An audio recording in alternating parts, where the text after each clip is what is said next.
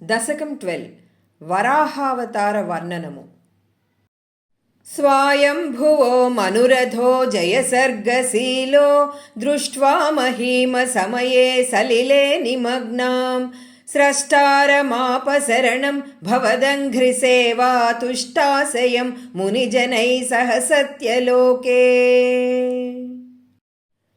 కష్టం ప్రజా సృజతి మయ్యవ నిర్నిమగ్నా స్థానం సరోజ భవ కల్పయ తత్ప్రజానాం ఇత్యేవమేష కథితో మనునా స్వయంభూః అంభోరుహాక్ష తవ పాదయుగం వ్యచింతీత్.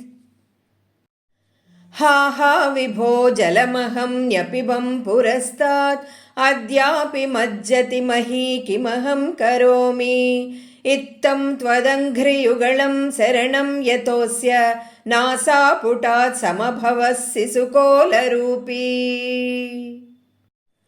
అంగుష్టమాత్ర వపురుత్పతితః పురస్తాత్ భూయోధ కుంభి సదృశः సమజృంభదాస్త్వం అభ్రే తథా విధముదీక్ష భవంతముచ్చైః విస్మేరతాం విధిరగాత్ సహసూనుభిస్వైః.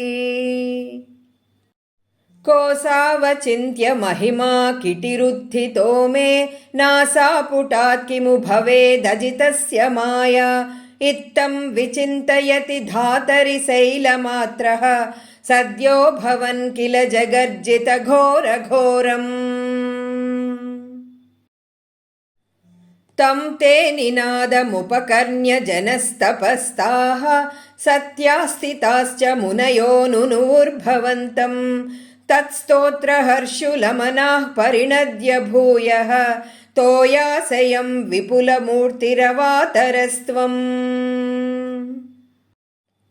ఊర్ధ్వప్రసారి పరిధూమ్రవిధూతరోమా ప్రోక్షిప్తవాలధిరవాన్ముఖఘోరఘోణः తూర్ణప్రదీర్ణజలదః పరిఘూర్ణదక్ష్ణా స్తోతॄన్మునీన్ శిశిరయన్నవతేరిధత్వం.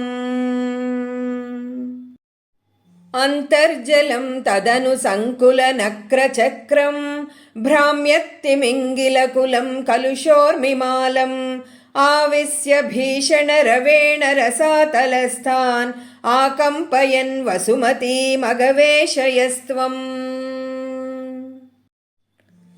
దృష్ట్వాధ దైత్యహతకేన రసాతలాంతే సంవేసితాం ఝటితి కూటకిటిర్విభోత్వం ఆపాతు కాన విగణయ్య సురారిఖేటాన్ దంష్ట్రాంకురేణ వసుధా మదధాసలీలం.